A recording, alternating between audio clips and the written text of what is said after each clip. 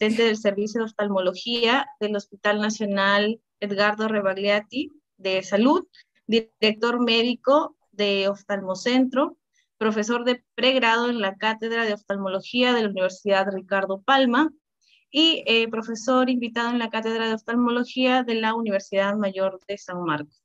Así que, bueno, le damos pase al doctor Wilder para que comience con su ponencia. Muchas gracias, Vanessa. Jorge Silva, no los conozco personalmente, pero les agradezco por esta invitación. Jorge Pomatanta, un gran amigo. Si ya tengo el pase para empezar, voy a compartir la pantalla. Cierto, gracias. Ya, perfecto. Vamos a ver ahí. Recording in progress. Ahí ya está.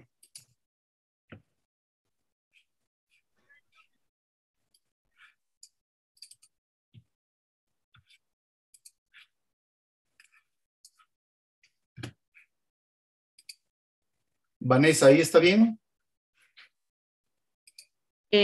A ver, sí, doctor, acá podemos ver su pantalla. Ah, perfecto. Bien, un tema muy interesante, cómo elegir a mi primer paciente para la facoemulsificación. Como residentes, nosotros tenemos siempre, vamos a ver, acá está. Como residentes, nosotros queremos, pues, esperar realizar una cirugía como debe de hacerse, ¿no? Es un sueño que nosotros al inicio como residentes estamos esperando cuándo empezar nuestra primera catarata. En mi caso, cuando yo fui residente, queríamos hacer la extracapsular porque la faco estaba en el Perú en pañales todavía. Habían en la parte privada que sí se estaba realizando en el hospital, algunos asistentes estaban iniciando recién. Entonces, de todas maneras, la cirugía de catarata, como es la cirugía que más se realiza en oftalmología, viene a ser el sueño de todo residente. Y a la vez estamos asustados de cómo va a salir, si vamos a realizar adecuadamente la cirugía, vamos a lograr nuestro objetivo o qué puede suceder. Entonces, nosotros tenemos que tener presente al paciente en primer lugar, en este caso al facoemulsificador y también nuestro microscopio para ver cómo vamos a realizar esta cirugía. Conocer muy bien, la mayoría desde que hemos empezado la residencia, en la actualidad ya se leen todo la facodinamia. Sabemos de qué equipo tenemos en el hospital, con qué equipo se está realizando las cirugías. Entonces nos vamos preparando todos los días, estudiándolo, viendo cómo están nuestros tutores realizando la cirugía y nosotros vamos conociendo este equipo. Y el microscopio también, uno al inicio, como dicen, tenemos, doctor, todavía el síndrome del bombero. Sí, pues les digo, estamos todavía como bomberos echando agüita, pero estamos conociendo o adaptándonos al microscopio, porque al inicio uno saca la cabeza y quiere uno cortar un punto por fuera o quiere ver mejor por fuera del microscopio, hasta que uno se adapta. Uno se adapta y bien para nosotros. Pero nosotros tenemos que tener en cuenta al paciente.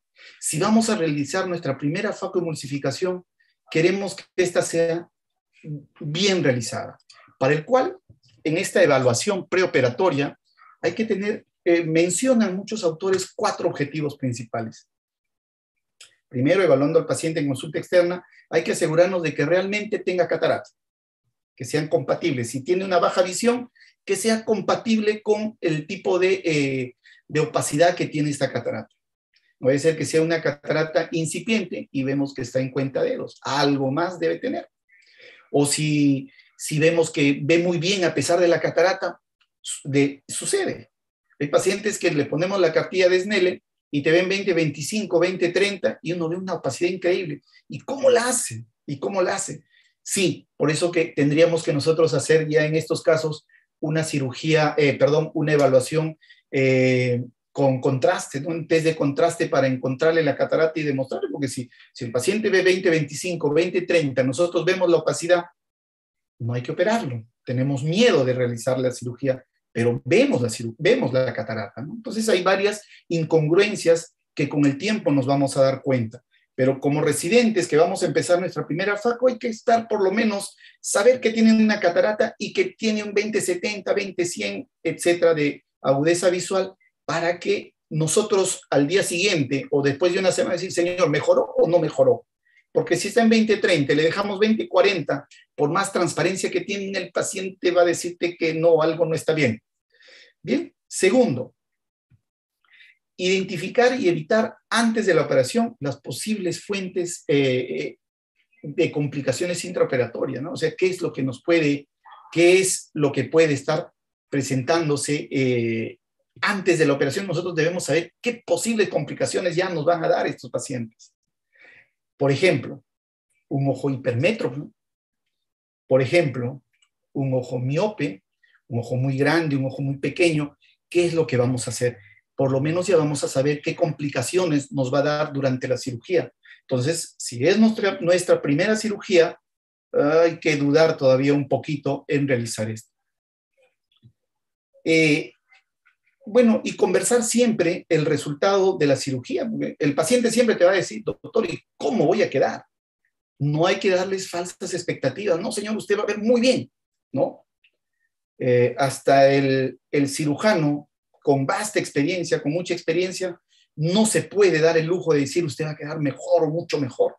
Hay que decirle que vamos a sacar la catarata, vamos a extraerle esa opacidad, va a aclarar su visión, no sabemos cuánto. Por más tecnología que tengamos, por más agudeza, exámenes para calcular el lente intraocular tenemos el biómetro de luz, tenemos nuestro IOL Master, se podría decir 700, con todo que me evalúa la cámara anterior, la cara anterior de la córnea, la cara posterior de la córnea. Con todo eso, a veces el resultado no va, o vemos en nuestro resultado, en una fórmula sale un número, en la otra fórmula sale un número. Ninguna de las 5 fórmulas que compartimos o las 4 que compartimos con el calculador coinciden. Entonces decimos, ¿qué lente le pongo? Lo voy a dejar miope, lo voy a dejar hipermétrope, etc. Y por supuesto, si es que es una catarata hipermadura para nosotros, y si estamos comenzando o ya tenemos nuestra tercera o cuarta cirugía, ¿será necesario realizarle una FACO? ¿Realmente voy a sacarle el cristalino sin ninguna complicación en esa córnea? Puede ser una catarata hipermadura o puede ser una catarata blanca y si nos va a correr. Estamos comenzando, hay que dudar qué hacer para lograr tener un éxito. Bien, con estos objetivos, nosotros tenemos que evaluar al paciente, hacerle una historia clínica, una anamnesis adecuada, y dentro de la anamnesis hay que hacerle, luego de hacerle las preguntas adecuadas, hay que hacerle una buena historia ocular. Hay que ver si el paciente, el ojo que vamos a operar no es el que sea amplio. Por si acaso, señor, usted con ese ojo veía siempre igual que el otro ojo. No, este ojo siempre, hasta me dijeron perezoso. Bueno, ahí ya paramos la oreja. No hay que meternos a operar ese ojo, porque muchas veces a un ojo ambliope, al operarle le ponemos un lente, le quitamos la catarata y le dejamos una diplopia parcial o una diplopia que le va a incomodar al paciente. Entonces, un ojo ambliope hay que estar bien seguros de realizarle una cirugía. Y si va a ser nuestra primera cirugía, menos todavía. Si hay algunas alteraciones en su córnea, obviamente nos vamos a dar cuenta realizándole los exámenes que estamos haciendo o preguntando al paciente. El paciente dice, no, me han dicho que tengo un problema en la córnea. Perfecto, ya sabemos que puede ser algo adicional y vemos bien si tiene algún problema de córnea gutata, etc. Luego también preguntarle si es un paciente mayor de 70 años o de 65 años o de 60, si tiene algún problema para la lectura, si alguna vez le han diagnosticado un problema en la mácula y si, bueno, ya realizándole los exámenes, falta que el paciente nos diga, sí, me han dicho que tengo una membrana epimacular o epiretiniana o tengo un agujero en la mácula, etc. Hay que preguntar también o si es que tiene diabetes, si ha hecho retinopatía, antes de realizarle un examen clínico ya de nosotros, ¿no? Y si tiene otros problemas como retinitis pigmentosa, edemas maculares, etc. Entonces, asumiendo esto, también hay que ver algunas patologías oculares que, vamos a ver, algunas patologías oculares que nos puedan hacer mucho más difícil realizar esta cirugía. Si el paciente tiene glaucoma, ¿qué tan complicado, qué tan avanzado está su glaucoma? Si tiene un campo visual bastante deteriorado o no, si si la presión no está muy bien controlada o si está operado de glaucoma, vemos que tiene una trabeculectomía. Si nos ponemos a operarlo, podemos taparle con un restito que se vaya a nivel del trabeculado, de esa zona donde le realizaron su incisión de trabe, podemos taparle su glaucoma, ¿no? Su ampolla. Puede suceder esas cosas. Hay que ver si tiene uveitis. Si tiene uveitis, de hecho, que hay pigmento o sinequias a nivel de la pupila. Ver si es miope alto. Doctor, ¿pero por qué la miopía alta? Si veo que se operan, sí, pero la primera vez vamos a ver cómo se nos mueve, cómo se nos va el cristalino hasta el fondo. Vemos que la cámara se hace, entre comillas, como un pozo y no podemos visualizar muy bien las estructuras a veces de la catarata. Estamos, como dicen otros doctores, estamos zambulléndonos dentro del ojito, sí, tenemos que bajar nuestros parámetros. Entonces, para realizar nuestra primera cirugía en un miope alto, hay que dudarlo, ¿no? Hay que tener presente esto. Si ha tenido una cirugía previa de retina, no es miope, pero le realizaron una vitrectomía por un desprendimiento de retina.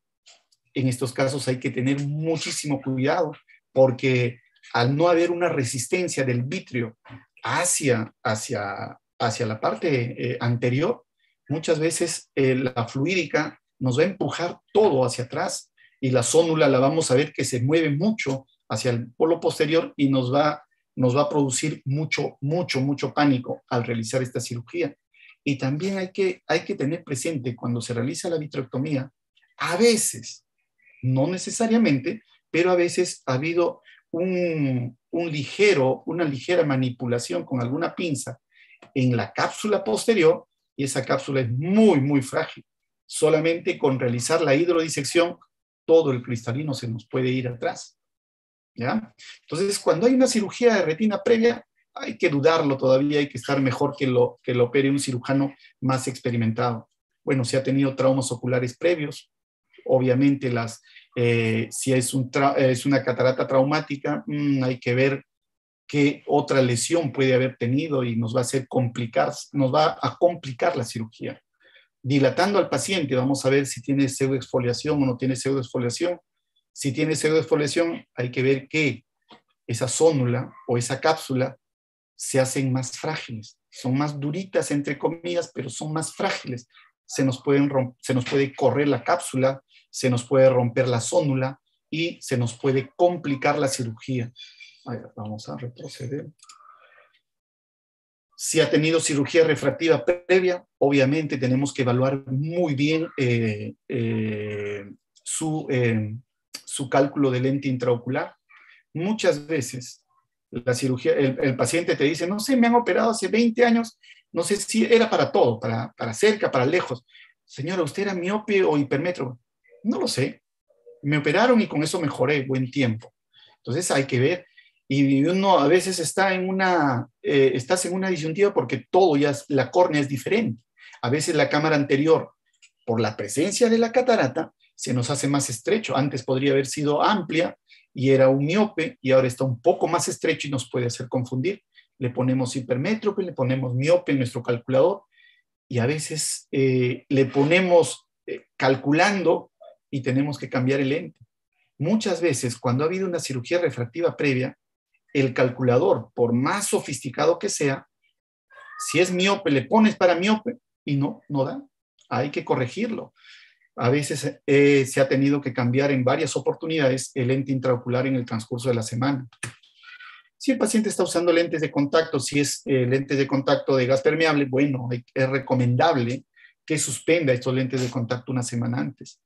Uno, porque nos puede alterar la córnea y nos puede calcular la ecobiometría en forma anómala, o en segundo caso, puede estar con un germen que nos puede traer problemas más severos después. Bien, y también hacerle la historia médica que hubiese sido al revés, pero no hay que olvidarnos nunca de realizar una anamnesis con su historia clínica, con su historia médica del paciente.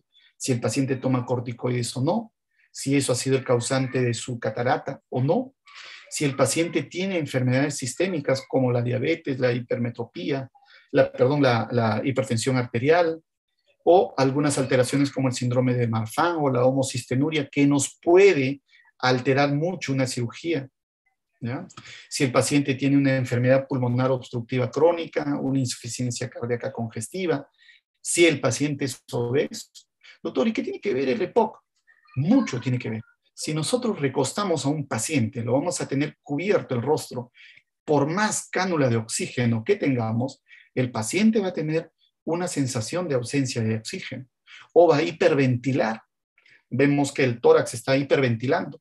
A Dios gracias, tenemos un anestesiólogo que nos puede dar tranquilidad, pero cuando hiperventila un paciente con EPOC, el movimiento de la cabeza es permanente durante toda la cirugía, por más sedado que esté, ¿ya? Y muchas veces los pacientes con EPOC no nos toleran mucho tiempo el decúbito dorsal. Igual los pacientes con insuficiencia cardíaca congestiva. Entonces, en estos casos, si va a ser nuestra primera cirugía, un poquito para otro cirujano. Si el paciente es obeso, también, ya ustedes habrán escuchado los pacientes obesos de cuello corto que están haciendo mucha valsalva, a esos pacientes hay que tenerles mucho cuidado de hiperextenderlos, ¿ya? Porque hacen mucha valsalva, por más que el paciente, señor, vemos uno está en plena cirugía y vemos que el cristalino se nos viene la cápsula, se nos sale el iris, y nosotros decimos, señor, usted está tranquilo, le digo, no, tranquilo, están tranquilos, pero de por sí ya su condición física hace que sea muy difícil realizar la cirugía. Perdón, vamos a ver. Si tiene cifosis, vamos a ver cómo lo ponemos. Si no tenemos una buena camilla, ¿cómo lo recostamos? La ventaja es que en la actualidad existen camillas oftalmológicas que solo te mueven la cabeza, que solo te mueven la espalda, que te mueven a nivel de la cintura para la parte inferior. Podemos movilizar el cuerpo de una forma adecuada para controlar la cifosis o la artritis, que los mantiene en una posición antálgica al paciente. Entonces, de esta forma podemos realizar nuestra cirugía sin ningún problema. Pero si no tenemos esta cirugía, no, doctor, le pongo su almohada y lo pongo en tren del emburo invertido. Sí, pero puede resbalarse el paciente. Entonces, durante la cirugía vemos que va avanzando, señor, no se mueva, no se mueve, y el paciente no se mueve. Se mueve la gravedad, está jalándolo hacia la parte posterior. Otra cosa, si el paciente tiene algún problema de trastorno mental, hay que ver si nos va a colaborar o no. Hay que ver si durante la cirugía no vaya a ser que se levante, ¿ya? Los pacientes con Parkinson, muchos de los pacientes con Parkinson, con la sedación del anestesiólogo, ceden. Uno lo ve tranquilo y puede avanzar con la cirugía, pero para hacer una primera cirugía hay que esperar. Temblores de la cabeza temblores de la cabeza, hay pacientes que tienen ciertos tics o ciertos problemas neurológicos que hacen que les tiemble la cabeza frecuentemente, pero estos a veces ceden muy bien con la sedación, con la pseudoanalgesia que les proporciona el anestesiólogo. Bueno, barreras del idioma. En Perú tenemos dialectos. Hay personas que sí, pues, por más peruanos que sean, y nosotros no sabemos su dialecto o su idioma, no vamos a poder conversar con ellos. Entonces, hay que ver esto bien, ¿no? Y bueno, si tiene una enfermedad sistémica como la diabetes y nos está haciendo retinopatía diabética, para hacer una primera cirugía hay que evaluarlo bien, ¿ya? Si el paciente está usando anticoagulantes, no, doctor, si uso warfarina, ¿lo suspendo, doctor, o no lo suspendo? Es aconsejable, si es una primera cirugía, suspenderlo. Es suspender la warfarina, porque a veces simplemente con tocar el iris, sangra y sangra y sangra, termina la operación, no ve sangre, al día siguiente está con un sangrado completo, totalmente lleno de un coágulo de sangre, porque ya no es sangre líquida, sino está coagulado al día siguiente y tenemos que ingresar a retirar ese coágulo de cámara anterior, ¿ya? Entonces, si usa warfarina, si va a ser nuestro primer paciente, hasta nuestro 15º paciente, diría yo, hay que suspenderlo la warfarina. En la actualidad, si tú ves que la catarata es manejable rápidamente, no vas a traumatizar mucho al iris, puedes prescindir de suspender los anticoagulantes, pero es recomendable suspenderlos. Si el paciente usa tamsulosina o no, decirle si lo va a continuar usando, ¿no? Porque ya sabemos que la tamsulosina nos va a dar un síndrome a nivel del iris, que nos va a hacer un iris flácido y no nos va a dejar operar. Vamos a ver si nos está retrocediendo. paciente es alérgico o no, ¿para qué? Estuvo o está muy de moda el colocar quinolona intracameral, como es la moxifloxacina. Si el paciente es alérgico a la quinolona, no hemos preguntado adecuadamente y le ponemos esto al día siguiente, vamos a tener una córnea blanca, un edema corneal brutal y no vamos a saber por qué. Y demora en desaparecer cuando es por alergia, ¿ya? Historia familiar, si el paciente viene de familia con catarata, siempre es bueno preguntar si a su hermano o su hermana le operaron de catarata, tuvo algún problema, todo fue bien. Si dice no, todo fue bien, puede ir por ahí la cosa. Si el paciente es bebedor o consume algún tipo de estos productos, hay que tomar en cuenta cómo va a ser su postoperatorio. Entonces, doctor, ya hice todo, estoy listo para realizar mi cirugía. Un momentito, listo, pero ten en cuenta lo siguiente. Nunca operes un paciente aprensivo. ¿Quién es el paciente aprensivo? El que siempre está pensando en que algo malo le va a suceder, está preocupado, te pregunta de todo. Doctor, ¿usted va a operar solo? ¿Quién lo va a ayudar? Si te ve joven, te va a preguntar, de hecho. ¿Con quién va a operar, doctor? ¿Usted solo va a entrar? ¿Cómo voy a quedar? Etcétera. Entonces, si es un paciente aprensivo, primer paciente, no es aconsejable. Segundo, escoger siempre que sea el primer ojo del paciente que se va a operar. Nunca operen el segundo ojo. ¿Por qué? Porque si el primer ojo lo operó un cirujano con más experiencia, a veces con un tiempo muy corto, el paciente se va a dar cuenta de todo, porque es cierto que está sedado, pero no está con anestesia general.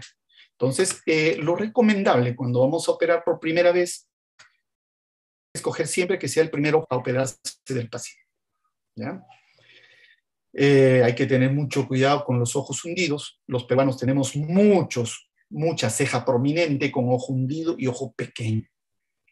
Estos son ojos peruanos. Toca bastante. Vemos la ceja muy prominente y el ojo totalmente hundido.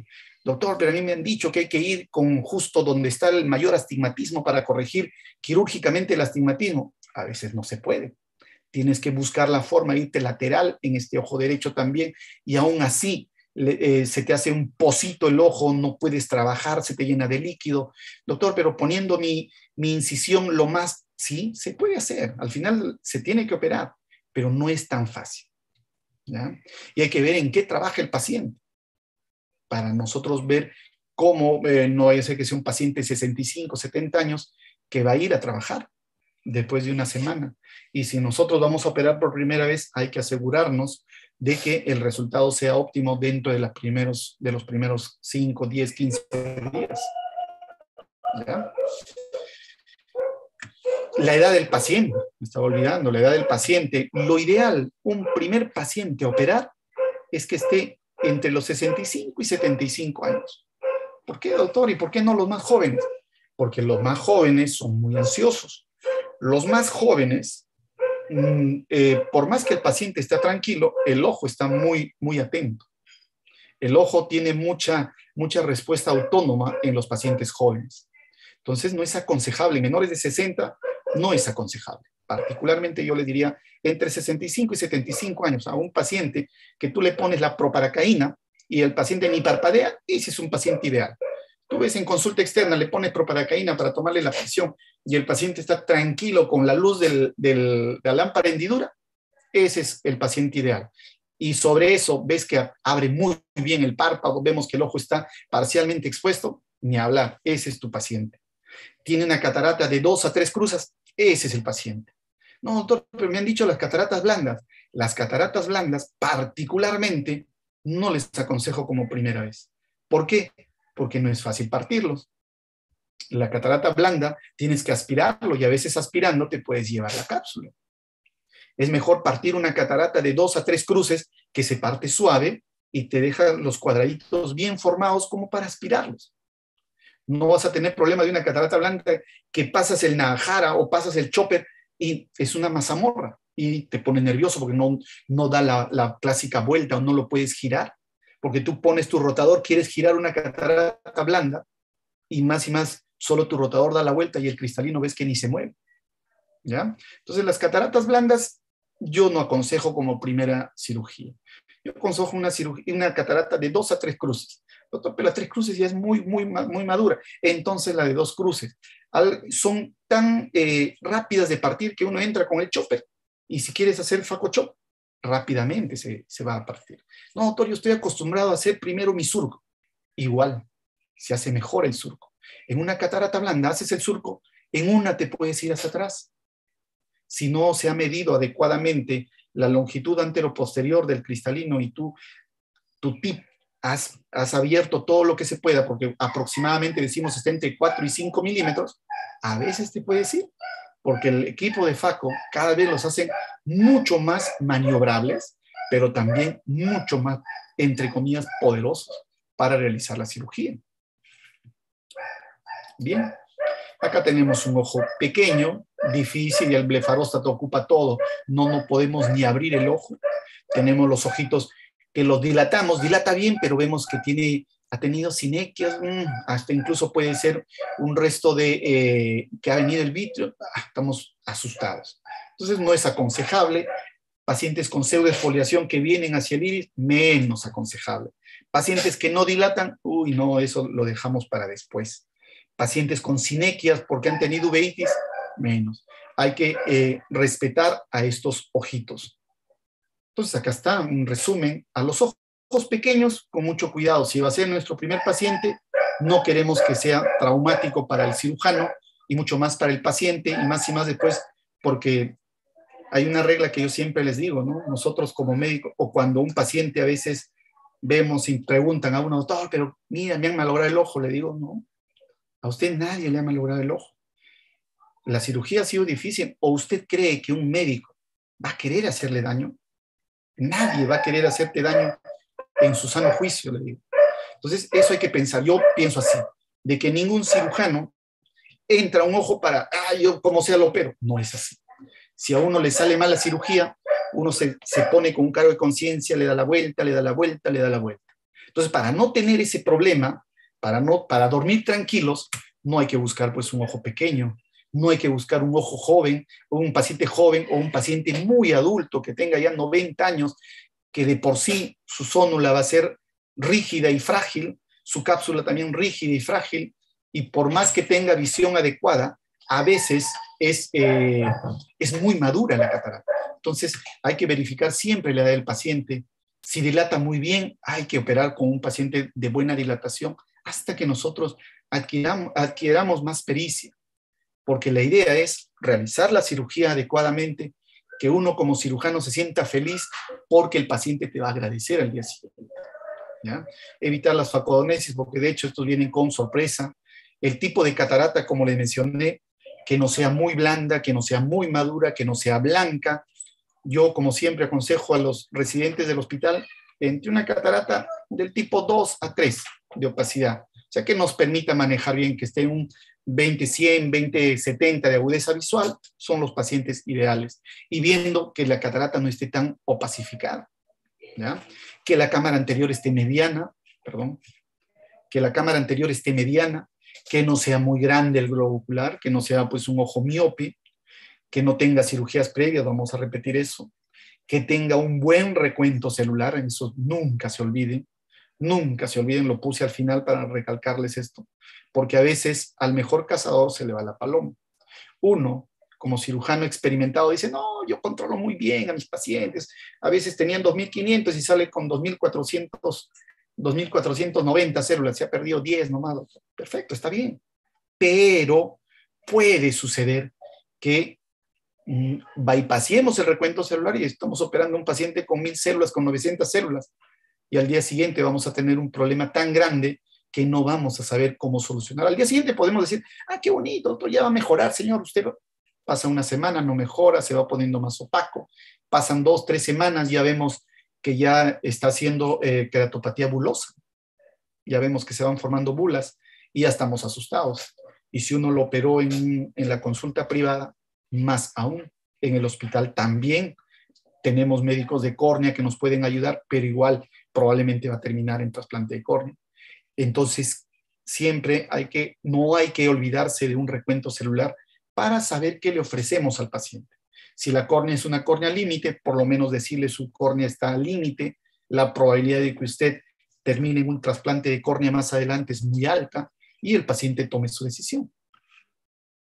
Muy bien. Una vez elegido el caso, ya preparamos el ojo antes de la cirugía. ¿Qué hacer? Siempre sabemos que hay una tasa de, una probabilidad de una infección. Hay que pasarle sus antibióticos. Si va a ser tu primera cirugía, dale un antibiótico 2 días antes, 3 días antes para limpiar el globo ocular. Con eso te vas alejando una posibilidad de infección. La posibilidad de infección siempre está latente, nunca se va a ir, pero cada vez la alejamos más. Estar pendientes también de las otras complicaciones. Hay que dilatarlos bien el día de la cirugía. Llega temprano, dilata bien a tu paciente, porque a veces el tutor está muy apurado. Ya, ¿qué pasa el paciente? ¿Qué va a hacer?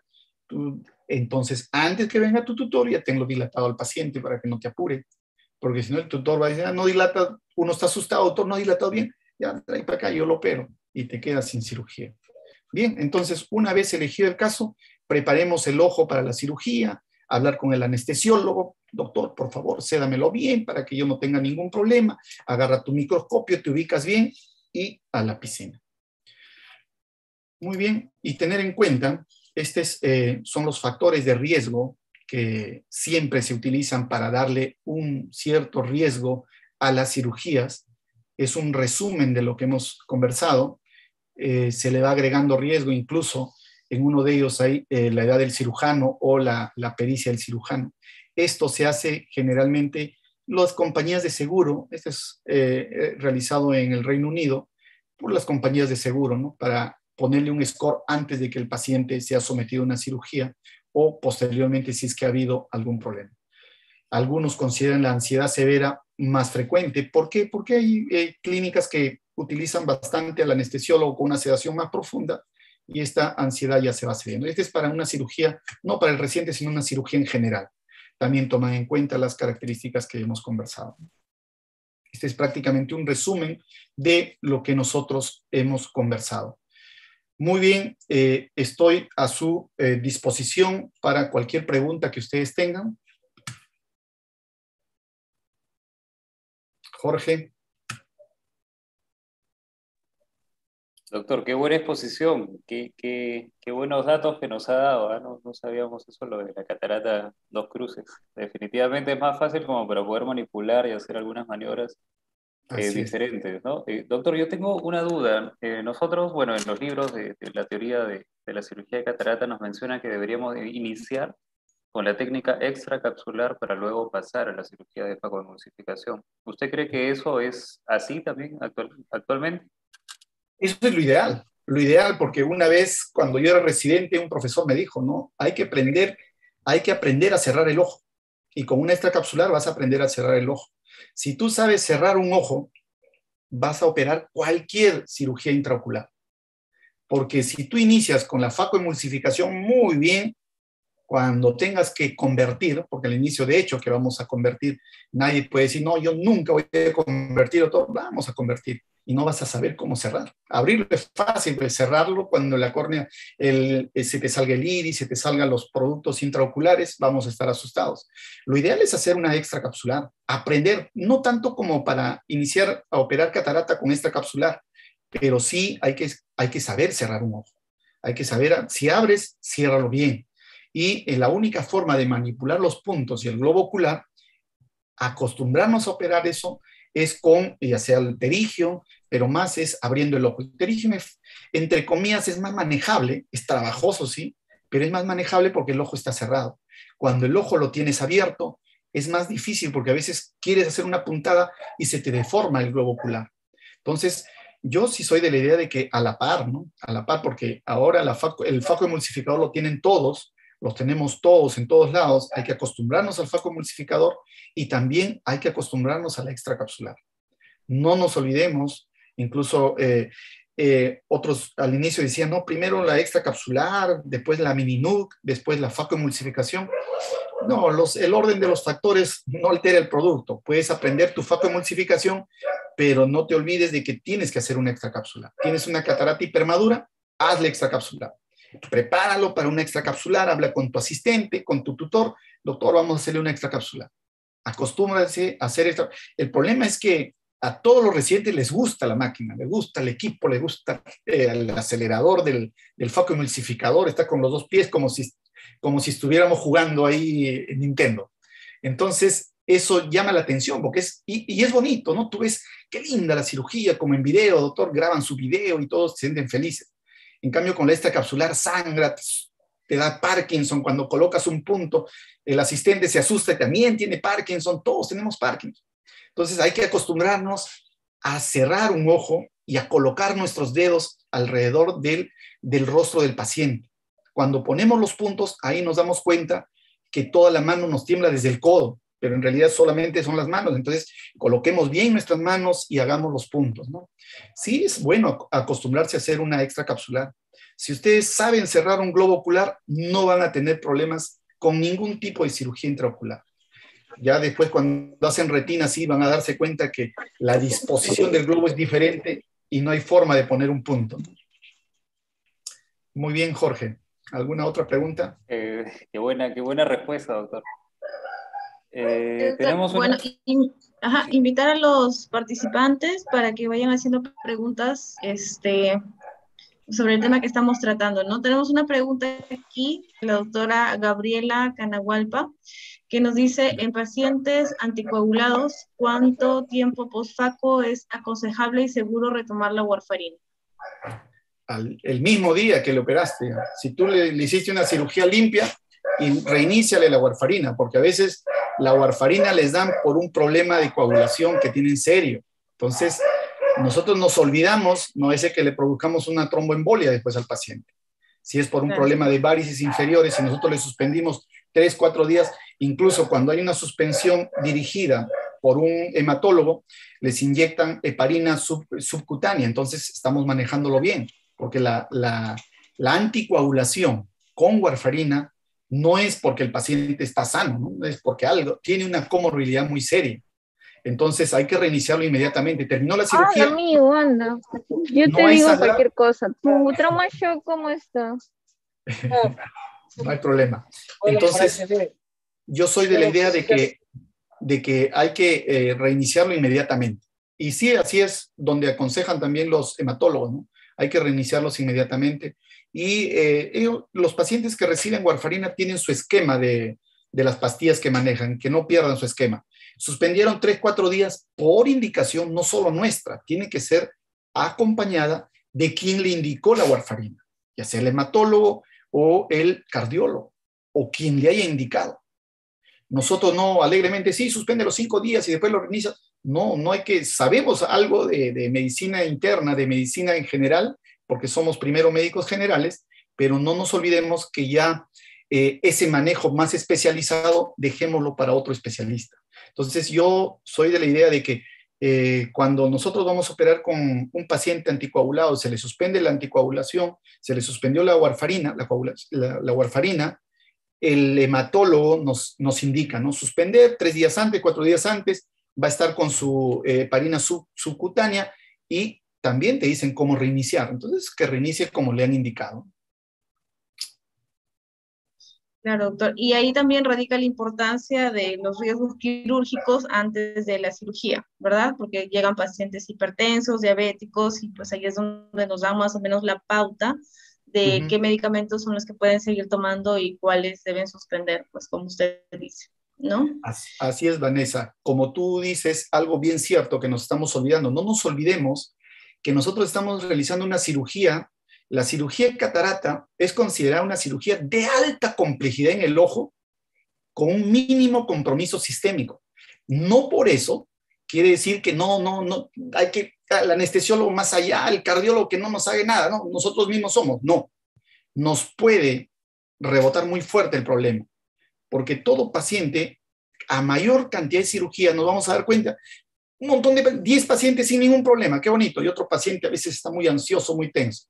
Entonces yo soy de la idea, como dice Vanessa, siempre un riesgo quirúrgico, que alguien nos diga que está bien el paciente, y siempre un anestesiólogo, que alguien del ojo para el resto del cuerpo nos lo estabilice, y nosotros nos dedicamos del ojo tranquilos, y no nos hagamos problemas.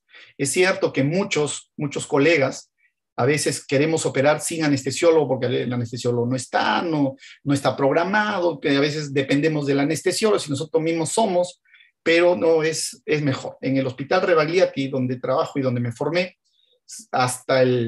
se podría decir hasta las inyecciones intravítreas están programadas con anestesiólogo, si no, no nos dan sala. Y el anestesiólogo está observando nada más, no lo ceda ninguno de intravítrea, pero ahí está. Y el resto, todas las cirugías pterigion, todo va con anestesiólogo. ¿Por qué? Acá les voy a contar algo, de que en una oportunidad yo era asistente en una sala paralela, en la otra sala estaba operando un residente y pterigio manipuló mucho el músculo y el paciente hizo paro. Con anestesiólogo al lado, mientras el anestesiólogo lo veía, el residente tuvo que correr a cardiología y traerse un cardiólogo para estabilizar al paciente. ¿Puede suceder? Puede suceder. Hay que estar preparados para todo. Muy bien, Vanessa, ¿qué otra pregunta? Bueno, tenemos la pregunta de Fiorella, que nos dice, en mi centro de entrenamiento no se hacen muchas cirugías extracapsulares, ¿qué puedo hacer al respecto? Bueno, algún paciente llegará, es cierto, que cada vez todas las cataratas, los cirujanos se han hecho muy expertos, los jóvenes que van saliendo cada vez son más expertos y te sacan todas las cataratas con faco, ¿no? Entonces, es la verdad, casi no hay extracapsulares. Pero en algún momento llegará o alguno de los tutores le dirá, no, para extra, y poco a poco hay que aprender. Pero sí, ese es lo ideal, ¿no? Tampoco un paciente que es para faco, hacerle una extra no es recomendable porque es más fastidioso la recuperación, ¿no? Y más aún si ya todos están haciendo faco. Pero va a llegar un paciente, siempre hay un paciente para extracapsular. A mi parecer, siempre hay un paciente. He tenido pacientes que he convertido en el Hospital Rebagliati, antes de la pandemia, porque todo es pre-pandemia y post-pandemia, va a cambiar todo. Ha cambiado bastante. Estamos operando a un 10% de nuestra capacidad recién. Nosotros teníamos un volumen muy alto. En promedio, cada cirujano operaba al año 600 cirugías de catarata por cirujano, aproximadamente. Entonces, de esas 600, al año 3 o 4 eran hipermaduras, que el faco no les hacía, pero nada, el faco rebotaba como en una piedra. Entonces, yo en alguno de esos he realizado hasta convertirlo, ¿no? Llegaba a 20 CDE y no le hacías nada a la catarata. Y al convertirlo sacabas una catarata totalmente negrita, ¿no? Y dura. Entonces, ¿hay para extracapsular? Sí. ¿Se debe hacer la extracapsular y hay que aprenderlo? Sí. Yo cuando ingresé a la residencia, los cirujanos a quienes conocí en el hospital que eran expertos en extracapsular, sus cirugías quedaban con 0,25, 0,50 de astigmatismo a la semana, ¿no? O sea que la extracapsular es muy buena. Que no la estemos haciendo ahora, bueno, por el tiempo también, porque una extracapsular en la mejor mano te demora media hora. La facoemulsificación a veces 3, 4, 5 minutos. Entonces, por el tiempo, los cirujanos prefieren la facoemulsificación. Pero sí es necesario saber de esta técnica quirúrgica, ¿no? Muy bien. Muy bien, doctor, muchas gracias. Aquí tenemos otra pregunta de Fiorella también. ¿Cuánto CDE debería considerar como límite para decidir convertir? Más que límite de CDE, ver cómo estamos avanzando, ¿no? Si nosotros lo que tenemos que hacer es proteger nuestra córnea. Tenemos buen viscoelástico, así hay un montón de viscoelásticos todavía. El Viscoat sigue siendo uno de los productos muy buenos. Mezclamos nuestro Viscoat con un hialuronato al 3% y vamos avanzando, cambiando a cada rato, cada 5, cada 6 CD.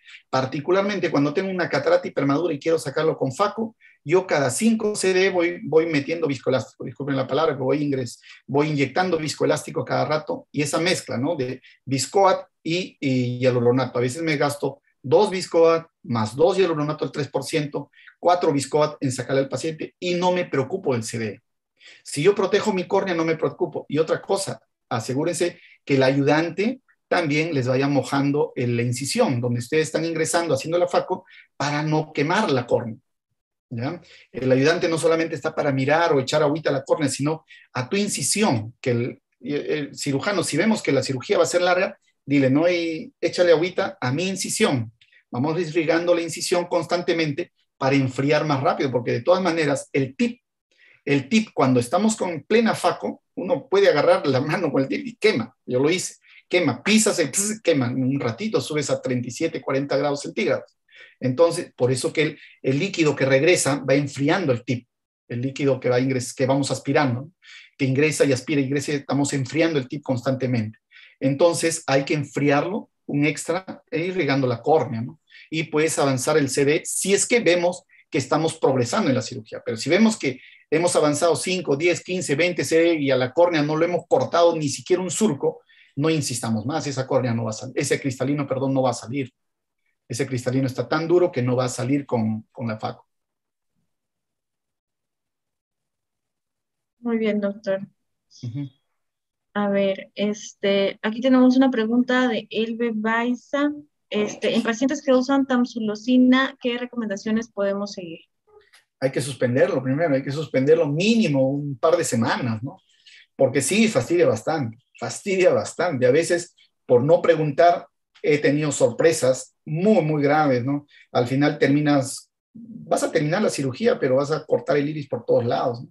A veces vas a hacer unas iridectomías gigantescas porque el iris se va a salir por ahí, unas pupilas totalmente irregulares porque has cortado o te has llevado con la punta del faco tratando de acomodar. Lo ideal es suspender la tamsulosina. Ya no lo suspendí, ¿qué hago? Agarra tus retractores de iris y colócalos, ¿no?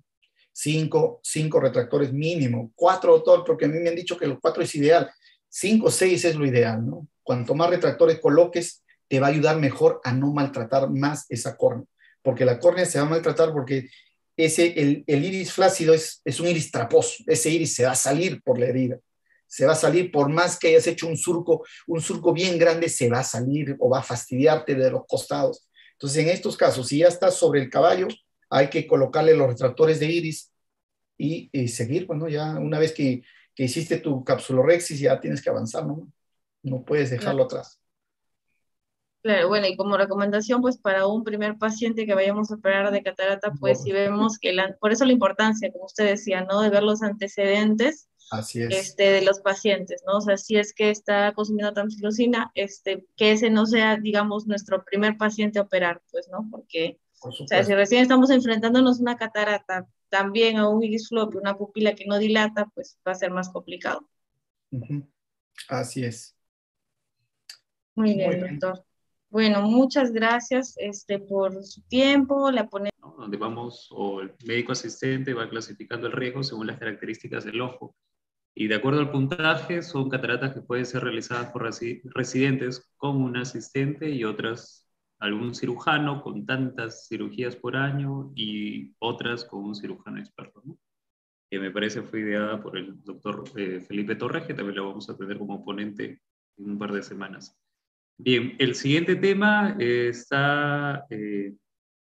el siguiente, ¿no? Anestesia, asinesia y proptosis siempre. Nuestro ponente de hoy para este tema es el doctor Carlos Rojas Noé, es médico egresado de la Universidad Privada Antenor Orrego, médico auditor, ex jefe de la Unidad de Seguros del Instituto Regional de Oftalmología de Trujillo, residente, o ex residente, perdón, de oftalmología por la Universidad Nacional de Trujillo en el mismo instituto y actualmente médico asistente y jefe del Departamento de Emergencia del IRO. Doctor Carlos, un abrazo y lo escuchamos. Muchas gracias por aceptar la invitación. Hola Coco, ¿qué tal? Buenas noches. No sé si me escuchas. Avísame, por favor. Sí, doctor. Fuerte y claro. Perfecto. Bueno, en primer lugar, saludar a los colegas oftalmólogos presentes esta noche. A algunos maestros también veo por aquí que están presentes. Felicitar al comité organizador, a la Sociedad Peruana de Oftalmología, por tan interesante curso. Se vienen grandes temas y con grandes ponentes, así es que están todos invitados y no se los pierdan. Muy bien, entonces vamos a compartir pantalla, Coco, para avanzar en aras del tiempo.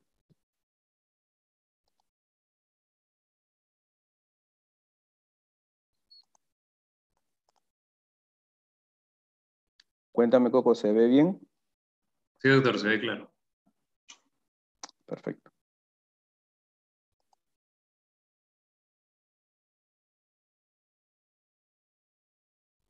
A Un ratito que aparezca.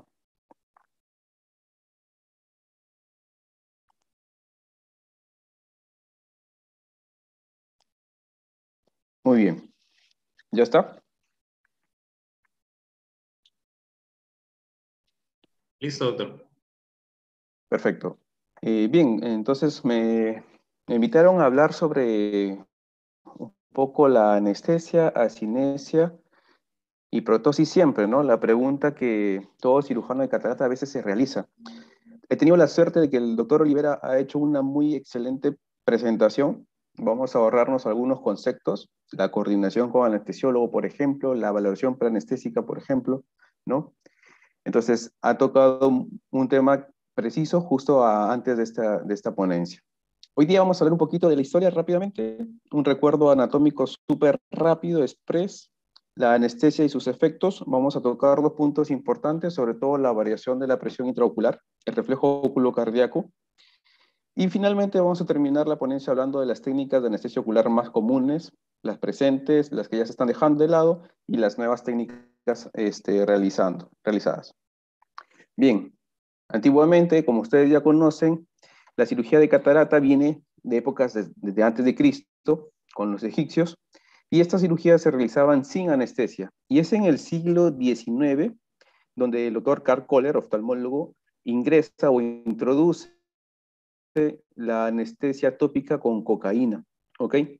Pasando el tiempo, en 1936, el doctor Atkinson describe por primera vez lo que es la anestesia retrovulvar, cómo se realiza la técnica y qué aguja hay que utilizar. Doctor, Y más disculpe, adelante, no está dime, en presentación completa, está solamente la primera diapositiva. ¿no corre? No. A ver, permíteme.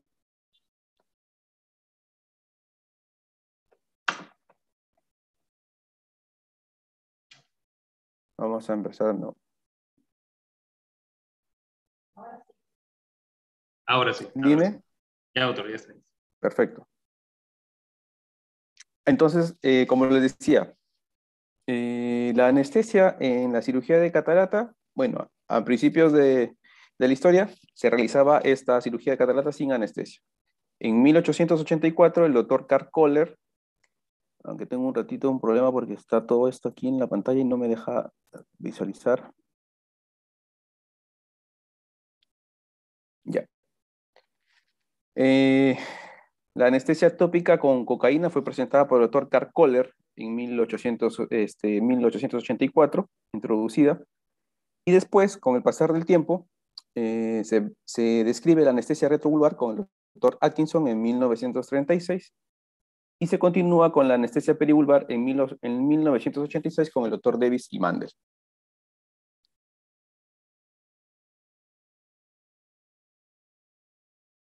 ¿Avanza? No avanza, Goku, ¿no?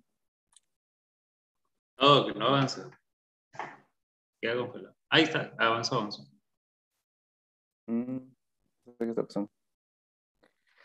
Bien, entonces, bueno, para aplicar la anestesia oftalmológica, esta es fácil de implementar, no requiere técnicas complejas, pero sí hay que precisar claramente lo que es la anatomía y la fisiología ocular. Eso de cajón. Como bien dijo el doctor Olivera, nosotros antes de ser oftalmólogos hemos sido médicos generales y pues tenemos conocimientos básicos y sobre todo cuando ya nos formamos como oftalmólogos, conocimientos dirigidos a lo que es la oftalmología o a la anatomía oftalmológica. Entonces, les hablaba de un repaso anatómico, solamente recordar la cavidad periorbitaria, tiene su pared media, pared lateral, los ejes, ¿no? No vamos a tocar mucho al detalle de la anatomía, pero recuerden que tenemos un eje en forma de, perdón, la cavidad orbitaria es en forma conal, ¿no? Tiene una pared medial, una pared lateral, hay que recordar bien el eje intraorbitario, el eje del globo ocular, ¿no? La distancia que tenemos, que es de más o menos 42 a 54 milímetros en lo que es la pared medial. Los músculos extraoculares, el oblicuo mayor, oblicuo menor, que son elementos que debemos cuidar al momento de colocar la anestesia intraocular. En el segmento anterior, conocer, bueno, de cajón las estructuras, recordar que el muro acuoso es un elemento muy importante al momento de las variaciones de la presión intraocular. Todos aquí creo que ya sabemos el recorrido del humor acuoso a través de la cámara posterior, pupila y desembocadura en el ángulo iridocorneal, posteriormente por la malla trabecular, canal de Schlenk y finalmente al sistema venoso. Recordar los elementos vasculares en que podemos tener dentro de esta cavidad orbitaria, como la vena yugular, la vena oftálmica superior, las arterias oftálmica y central de la retina, que también van a estar inmiscuidas en ciertas complicaciones que podemos presentar al momento de realizar un bloqueo peribular, por ejemplo. Y recordar de las arterias y venas es justamente porque el flujo coroideo va a formar parte o va a ser un elemento muy importante al momento de las variaciones de la presión intraocular. ¿Ok? Entonces, bien. Por último, la aponeurosis de Tenon para describir lo que es la técnica subtenoniana, muy utilizada últimamente, y la inervación ocular. La inervación ocular, no olvidemos que dentro de la cavidad orbitaria, aparte de obviamente el propio globo ocular, los músculos extraoculares, tenemos elementos nerviosos, ¿no? Como el ganglio ciliar, tenemos las ramas ciliares, tenemos los nervios motor ocular común, el nervio óptico, el nervio trigémino con sus ramas oftálmicas y sus subramas lagrimal, frontal, ¿no? Entonces, todas estas son los elementos que van a ser anestesiados para poder, y la cinesia del ojo.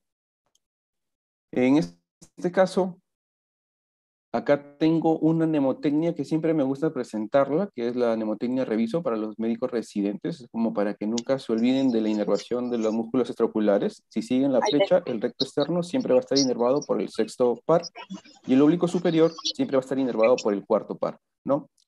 El par inerva a los demás músculos. Con eso nunca se van a olvidar. ¿Ok? Bien. Entonces, dentro de los efectos de la anestesia en la cirugía ocular, le quería tocar los dos más importantes, que son la variación de la presión intraocular y la producción del reflejo óculo, o la aparición del reflejo óculo cardíaco.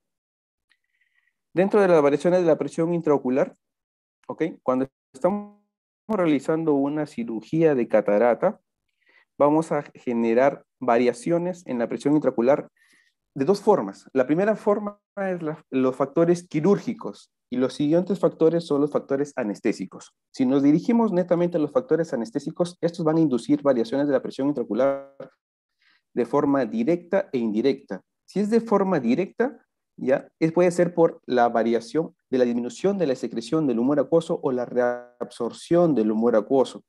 ¿Okay? También disminuye el flujo sanguíneo coroideo, como estábamos tocando al principio.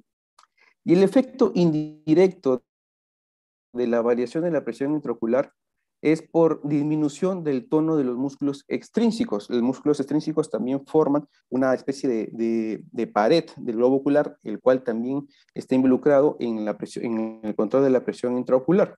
Igual, el tono simpático de esto, la vasomotricidad, la presión venosa central, que al variar también va a presentar alteraciones de la presión intraocular, ¿no? Y por último, tenemos los factores quirúrgicos.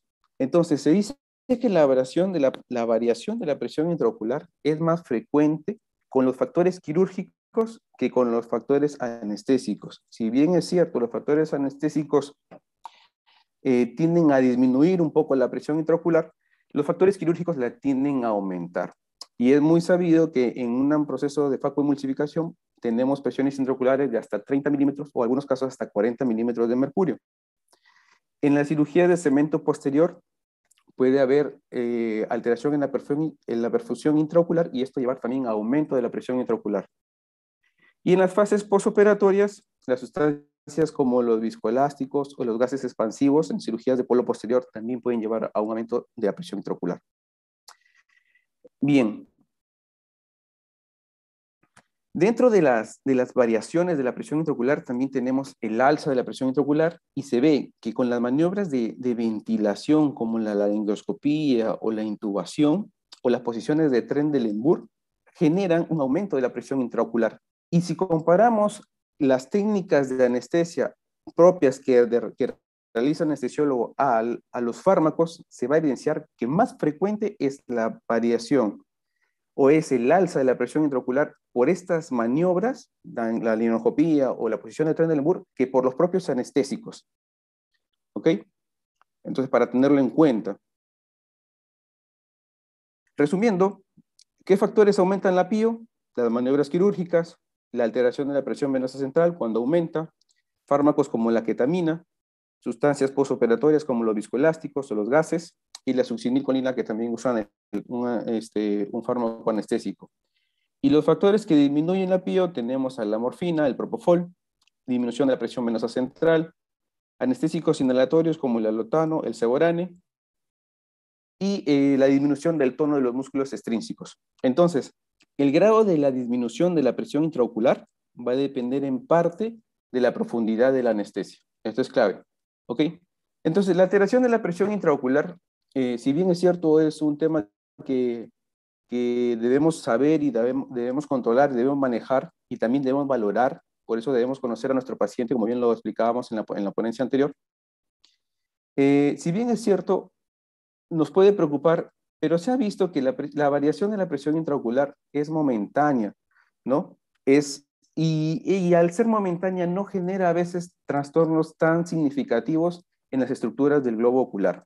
Sin embargo, hay que tener en cuenta ciertos casos específicos, como por ejemplo las cirugías a pacientes que tienen de repente un glaucoma agudo o procedimientos que se van a realizar. En estos casos siempre hay que tener cuidado y, como explicaban anteriormente, siempre hay que tener una valoración adecuada del paciente. Los tipos de anestesia, como por ejemplo los bloqueos retrovulvares, aumentan la presión intraorbitaria, y esto también es un factor indirecto de aumento de la presión intraocular, ¿no? El cual se puede controlar con técnicas como el balón de Honan, que más adelante vamos a describirlo. Bien, también tenemos ciertas complicaciones en el proceso de la anestesia, como los hematomas intraorbitarios, que se pueden producir de origen traumático o iatrogénico, ¿no? A veces los cirujanos jóvenes, los residentes que están empezando, bueno, emocionados, desean o le piden al asistente bloquear al paciente. Y a veces cuando el paciente ya viene a sentarse, se encuentra con este cuadro, ¿no? Estos hematomas complican un poquito la cirugía, disminuye la apertura palpebral y sobre todo aumenta la presión intraocular de forma indirecta, ¿no? Entonces, si vamos a realizar una cirugía de facoemulsificación, debemos tener en cuenta que la presión intraocular, que ya la propia facoemulsificación lleva a presiones de 30 milímetros de mercurio o 40 milímetros de mercurio, casos como los hematomas van a aumentar más, y esto puede generar complicaciones de origen estructural, ¿no?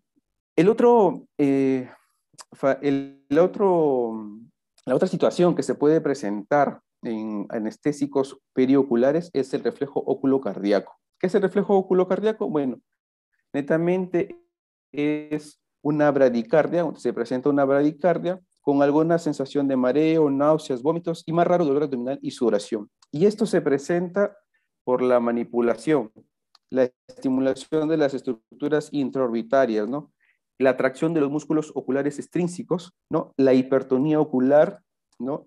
Como la interoperatoria, alteración de la irrigación o inyección intravítrea de gas, por ejemplo, y las hipertonías intraorbitarias como las inyecciones retrovulvares o perivulvares y los hematomas intraorbitarios. El reflejo oculocardíaco, si bien es cierto, es raro que se presente, siempre hay que saber cómo evidenciarlo.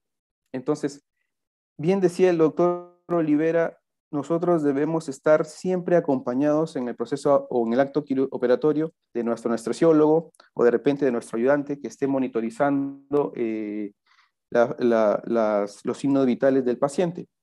En el reflejo oculocardíaco, lo más evidente es una bradicardia. Entonces, si la bradicardia se puede presentar también de manera corta, como le dije, por lo general al estímulo, o en este caso, en la cirugía de facoemulsificación, al aumento de la presión intraorbitaria por los anestésicos que aplicamos nosotros, ¿no?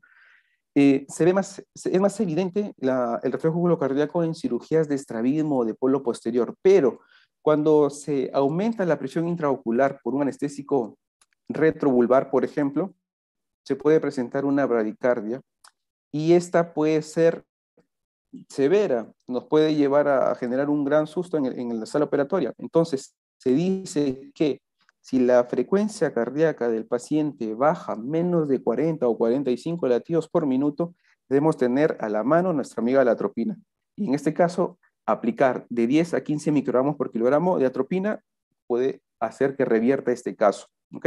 Entonces, a veces en la práctica privada prescindimos de nuestro amigo el anestesiólogo, pero siempre debemos tener en nuestro quirófano atropina. ¿Ok? Nos puede ayudar de muchos sustos. Ahora, esto vamos a hacerlo muy rápido porque ya se tocó un poquito en el tema anterior, que para anestesia, para la cirugía oftalmológica, obviamente hay que hacer una valoración preanestésica. Siempre informar lo que vamos a realizar al paciente, la explicación y elegir la técnica de acuerdo a nuestro paciente, ¿no? Si el paciente es ansioso, si el paciente es joven, todo lo que han tocado antes. Las pruebas complementarias también nos ayudan a conocer un poquito más a nuestro paciente, sobre todo realizar el electrocardiograma, por ejemplo, o análisis de laboratorio. En nuestro instituto tenemos como política que todo paciente mayor de 40 años va con un riesgo quirúrgico en el cual se le realiza un electrocardiograma y análisis de laboratorio, ¿no? Para poder valorar alguna alteración. Debemos tener en cuenta los casos especiales, como pacientes con edad avanzada, pacientes que tengan diabetes o antecedentes respiratorios, ¿no? Tratamientos farmacológicos a largo plazo. Hablaban también, por ejemplo, de pacientes que utilizan anticoagulantes. Entonces, todos estos casos tenemos que conocerlos porque esto nos va a ayudar a elegir el tipo de anestesia idóneo para nuestro paciente. ¿Ok? Conocer si nuestro paciente está usando premedicaciones, ¿no? Sedantes, ansiolíticos, en este caso, la premedicación es muy importante para el paciente. ¿Por qué? Porque si tenemos pacientes que son un poquito ansiosos, podemos utilizar sedantes o ansiolíticos. Si tenemos pacientes que han venido, por ejemplo, se le va a realizar una cirugía de catarata, pero tiene alguna comorbilidad, podemos usar para infecciones, podemos utilizar antibióticos, y en este caso de preferencia las quinolonas. No olvidar, obviamente, la desinfección adecuada del globo ocular con yodopovidona.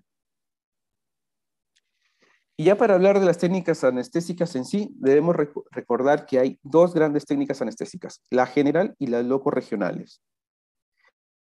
Dentro de las técnicas anestésicas, la general, bueno, en este caso, el protagonista principal va a ser nuestro amigo el anestesiólogo, ¿no? Quien en coordinación con el cirujano, en este caso nosotros, vamos a hacer una valoración en conjunto del paciente, evaluar el caso del paciente, ¿no? La sintomatología, el tipo de cirugía, para poder realizar una adecuada anestesia, en este caso anestesia general. ¿Ok? En este caso, el anestesiólogo es quien valora los fármacos que se van a utilizar de acuerdo a las propiedades farmacocinéticas y farmacodinámicas, más que la alteración que pueda presentarse como las variaciones de presión intraocular o reflejos oculocardíacos. ¿Ok? En este caso, el anestesiólogo ya se encarga de controlar con mayor pericia y exactitud lo que son las vías respiratorias, por ejemplo, ¿no? Del paciente. Y dentro de las anestesias locorregionales, tenemos que recordar que hay dos grandes grupos. El primer grupo, que son las perioculares, ¿ok? Dentro de estas está la anestesia retrovulvar y la anestesia perivulvar. Entonces, en este grupo, según lo que yo revisaba, dicen que lo mejor o lo ideal es nombrarlas como intracónica o extracónica, ya que al final el anestésico siempre va a ser retrovulvar, ¿ok? Entonces hay que diferenciar que en anestesia periocular tenemos la intracónica y la extracónica. Y las otras técnicas locales, que son la tópica, la intracameral, la subconjuntival y subtenoniana, que vamos a explicar más adelante. Dentro de las anestesias perioculares, como les decía, tenemos que recordar que hay estructuras muy importantes dentro de la cavidad orbitaria, que son más que todo los paquetes músculo extraoculares y las vías nerviosas que vamos a detectar en este caso, por ejemplo, el ganglio ciliar el músculo, los nervios, perdón, del tercer par craneal, el segundo par craneal, el trigémino con sus ramas, que al ser bloqueadas de acuerdo al tipo de anestesia pericular van a ir dando un efecto de anestesia y un efecto de asinesia. Entonces, de acuerdo a la cantidad de anestésico que utilizamos, de acuerdo a la técnica de anestesia que vamos a utilizar, vamos a ir evidenciando en nuestro paciente una anestesia y una asinesia, ¿verdad? Y esta anestesia y esta asinesia puede ser variable durante el acto quirúrgico. Entonces, vamos a hablar un poquito de las generalidades de esta anestesia. En este caso de la anestesias periculares, se dice que el doctor Atkinson, en más o menos 1930, presenta la técnica de la anestesia anestesia retrovulvar.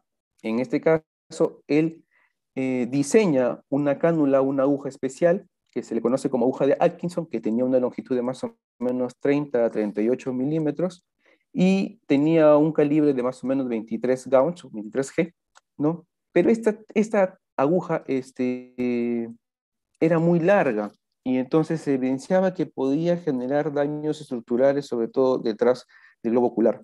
Actualmente, la aguja de Atkinson son más cortas y de calibre más fino. La característica principal de esta aguja para anestesia retrovulvar es que es de bisel corto y romo. Actualmente, para el bloqueo perivulvar, utilizamos agujas entre 13 y 25 milímetros, esto para prevenir lesiones posteriores en la cavidad intraorbitaria, y con un calibre de 23 gauss, creo que es suficiente. Nosotros utilizamos en el instituto un calibre de esto y nos va muy bien. Para hablar un poquito ya de los anestésicos a utilizar en estas técnicas de anestesia, tenemos a la lidocaína al 2%, a la mepivacaína, la bupivacaína, la ropivacaína en algunos casos y en algunas instituciones que también es utilizada y de elección incluso. Y bueno, sabemos que la lidocaína tarda poco en hacer efecto y el bloqueo motor suele ser completo. La duración de acción suficiente para una cirugía de no más de 45 a 60 minutos, ¿no? Y que en este caso se habla de que la mezcla de partes iguales de anestésicos de cinéticas distintas nos van a brindar una analgesia quirúrgica mayor de por lo menos unos 90 minutos, con efectos de analgesia residual de hasta 3 a 4 horas, ¿ok? Lo bueno de que estos anestésicos vía periocular se reabsorben con rapidez, más o menos un 15 minutos. Por eso decíamos que las presiones intraorbitarias son transitorias. Se dice que la combinación de la adrenalina mejora la calidad de bloqueo y prolonga su duración. Sin embargo, algunos cirujanos optan por no usar la adrenalina para evitar complicaciones vasculares retrooculares, ¿verdad? La punción retro o perivulvar puede ir precedida de sedación y por lo general, según he estado revisando, muchos cirujanos de segmento anterior, de catarata o de polo posterior prefieren tener al paciente sedado, tranquilo, porque van a poder tener una cirugía sin complicaciones. No llevarlo tampoco a una sedación muy profunda, porque a veces el paciente se puede quedar dormido y ante algún ruido o maniobra que hagamos, el paciente se puede despertar. Y se ha visto que las complicaciones que se presentan en la cirugía de catarata suelen ser por movimientos inadvertidos del paciente. Entonces, para describir un poquito cómo se realiza la anestesia retrovulvar y perivulvar, debemos recordar lo siguiente. Tenemos aquí el ojo, tenemos estos puntos referenciales, sobre todo en el párpado inferior, en el surco del párpado inferior y en el párpado superior. Bien, ¿cómo se realiza la anestesia retrovulvar? Atkinson refería que se debe utilizar solamente una inyección y debe ser temporal inferior. ¿Ok? Se toma de referencia el tercio externo del borde orbitario inferior. ¿Ok?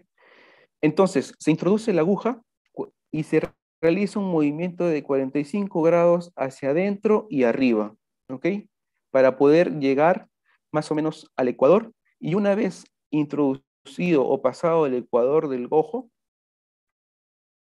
vamos a mover hacia atrás del globo ocular, dirigiendo la cánula, o más o menos introduciendo la cánula unos 30 milímetros. Una vez que llegamos, aspiramos y vamos a inocular de 3 a 5 mililitros de anestésico. Con esto, ¿qué vamos a lograr? Vamos a lograr un bloqueo de conducción del ganglio ciliar, del nervio oftálmico y de los nervios craneales segundo, tercero y cuarto par. Con esto vamos a ir evidenciando la anestesia y la asinesia de nuestro paciente, ¿ok? Entonces, mucho depende de la cantidad que vamos a aplicar y que vamos a utilizar. Y obviamente también depende de una buena técnica de colocación de la anestesia para poder lograr estos efectos. Coco, vamos a presentar al toque un videíto. ¿Sí me escuchas? Claro, doctor, de hecho. Con autor. Muy bien, entonces tenemos un video donde vamos a presentar. ¿Se está viendo? No, doctor, todavía no se ve. ¿No se ve? No. Oh, qué pena.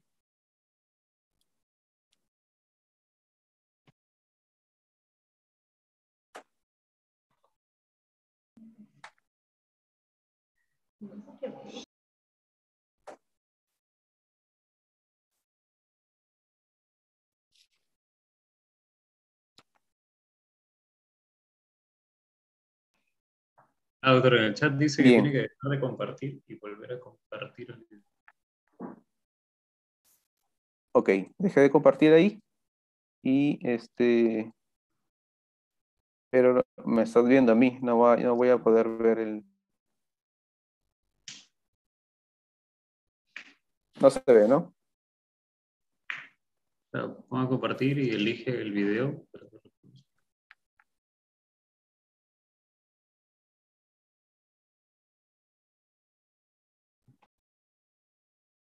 Bueno, por ahora del tiempo lo vamos a dejar, Goku. Si después lo podemos compartir si gustas, o subirlo a la red. Y era la descripción de la técnica retrovulvar, la cual se realiza en la institución. Bueno,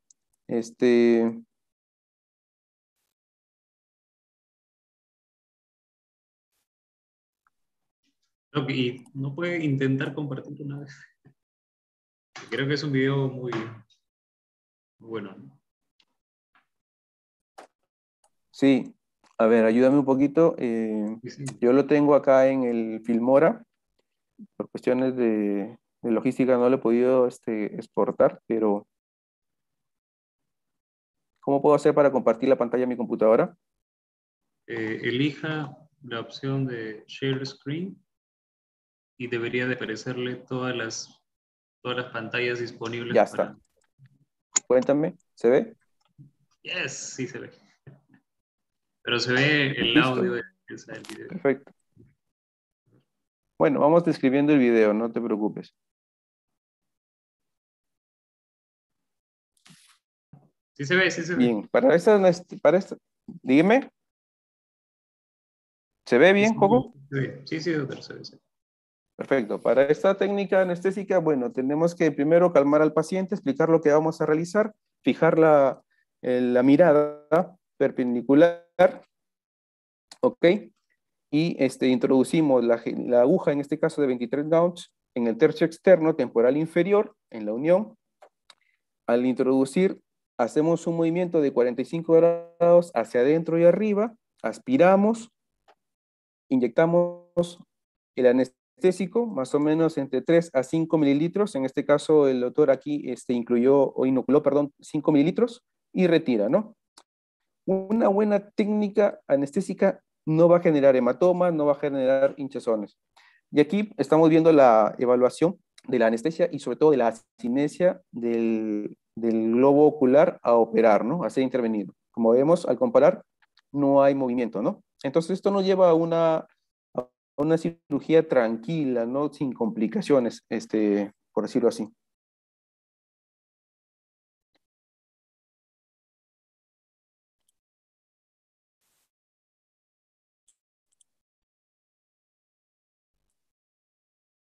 Bien, ¿se vio Coco? Sí, ¿no? Sí, Doc, se vio todo completo. Perfecto. Entonces vamos avanzando. La otra técnica que descrita fue la anestesia perivulvar. Esta fue recientemente, en 1986, ¿no? Y la anestesia perivulvar se basa en el concepto de compartimentos de difusión, ¿ok? La técnica estándar son 2 inyecciones, 2 aplicaciones, tanto inferior como superior, y en este caso la presión intraocular aumenta inmediatamente, pero por pocos minutos, ¿ok? Entonces la primera punción, se podría decir, es inferior, es a nivel del tercio externo y 2 tercios internos del borde inferior del párpado, ¿ok? La aguja en este caso va a conservar su dirección hasta el ecuador del globo ocular y después va a girar unos 20 o 30 grados hacia arriba y 20 45 grados hacia adentro, ¿ok? Sin llegar a entrar al cono formado por los músculos. Vamos a introducir la aguja unos 25 a 30 milímetros. Igual vamos a aspirar y por último vamos a inocular entre 5 a 10 mililitros, ¿ok? De este anestésico. La segunda punción, en este caso, viene a ser a nivel del pliegue palpebral superior en el tercio interno y en la unión del tercio interno y los 2 tercios externos, ¿ok? Igual, primero la aguja debe tener una posición de 30 grados, segunda nivel de pliegue palpebral, después se horizontaliza para llegar al ecuador, perpendicular al plano frontal, y por último bajamos verticalmente a una profundidad de 25 a 30 milímetros hacia atrás del globo ocular. Igual, aspiramos e inyectamos de 3 a 6 mililitros. Normalmente la anestesia perivulvar consta de 2 punciones, por decirlo así. Pero ¿cuándo usar una inyección única?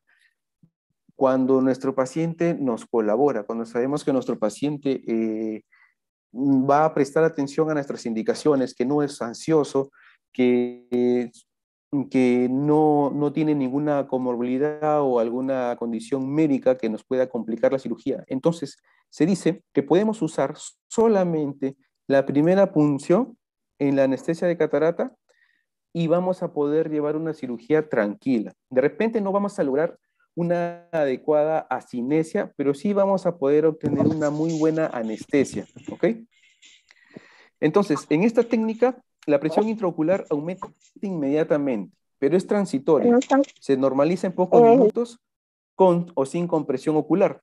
En este caso, nos podemos agendar del balón de Honan.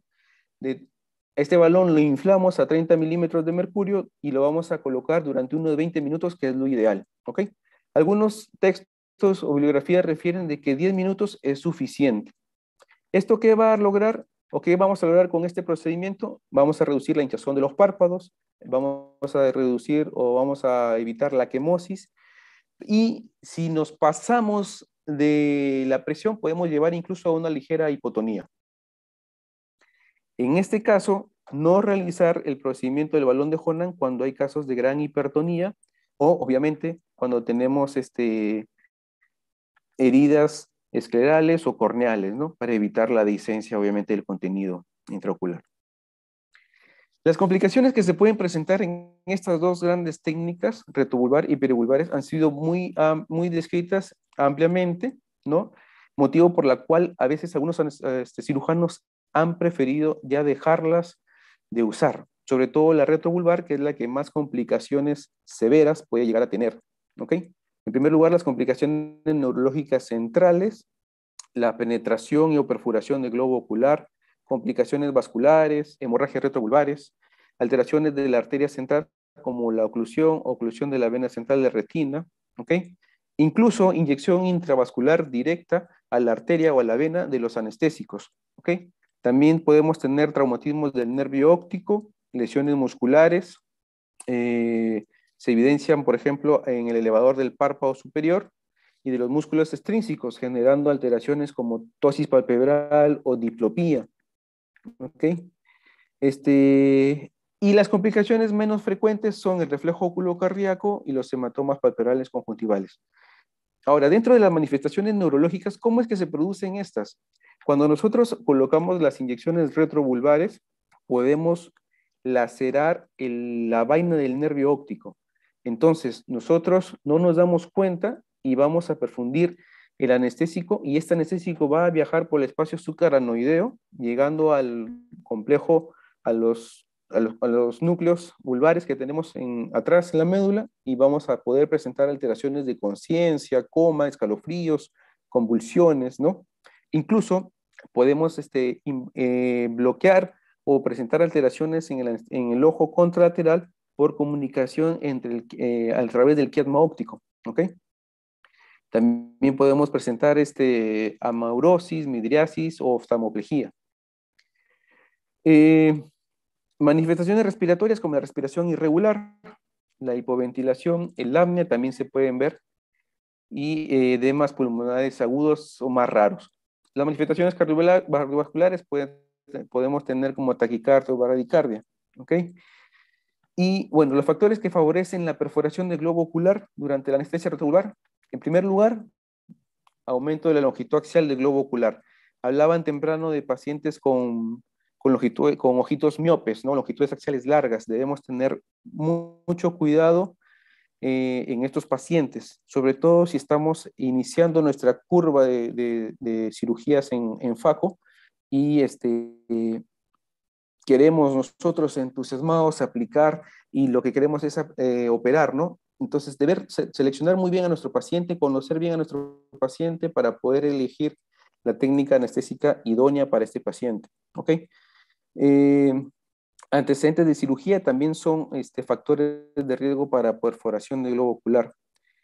Se dice que el ojo izquierdo para el anestesiólogo diestro, pero esto es un poquito más raro, funciones transconjuntivales o funciones múltiples, ¿ok?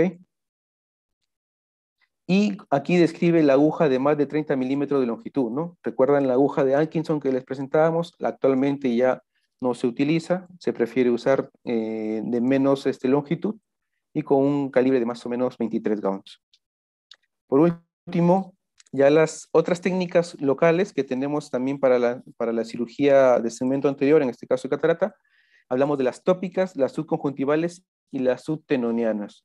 Dentro de las cirugías tópicas, según lo que he revisado y he escuchado a algunos cirujanos, hay cirujanos que, bueno, obviamente ya tienen mucha experiencia, que realizan cirugías de catarata, en este caso de facoemulsificación, solo con anestesia tópica, ¿ya?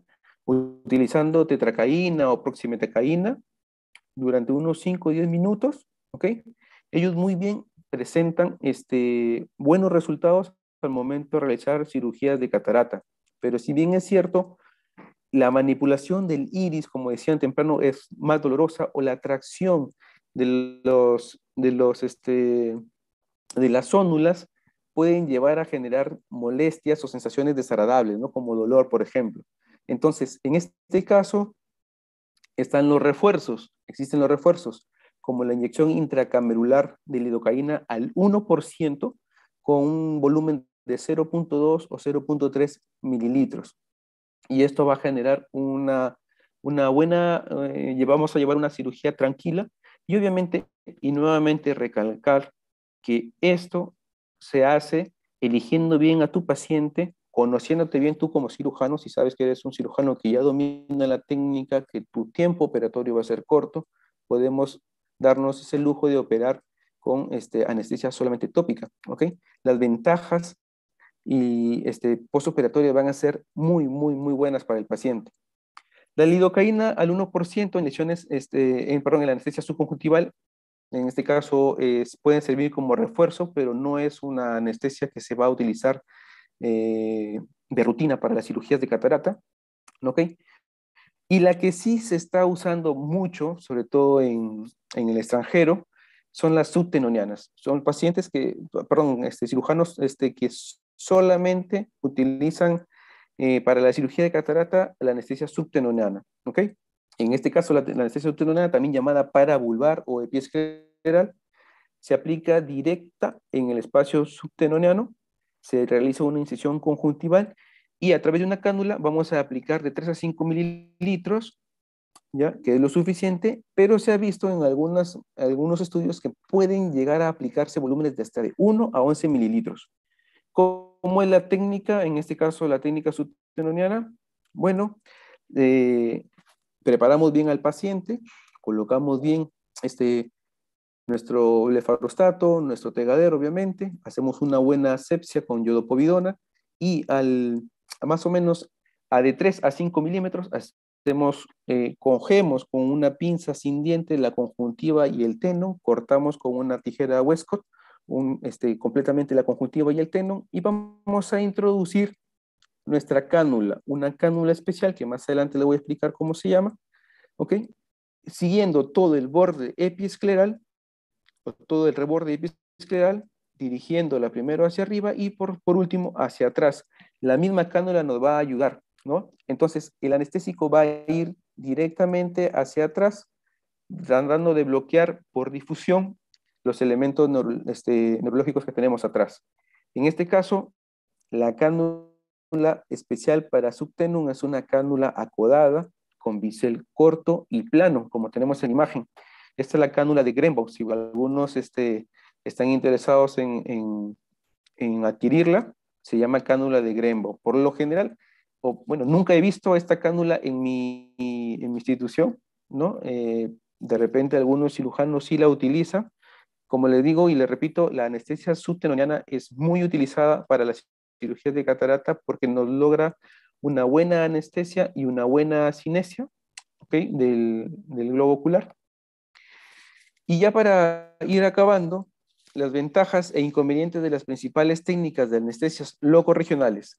Tenemos que la anestesia tópica, de las ventajas, no hay ninguna punción con aguja en la órbita, por ejemplo, y entonces nos evitamos hemorragias subconjuntivales o hematomas o lesiones en la conjuntiva. Los inconvenientes de la anestesia tópica es que es una anestesia reservada a las intervenciones de segmento anterior con pacientes que obviamente van a colaborar.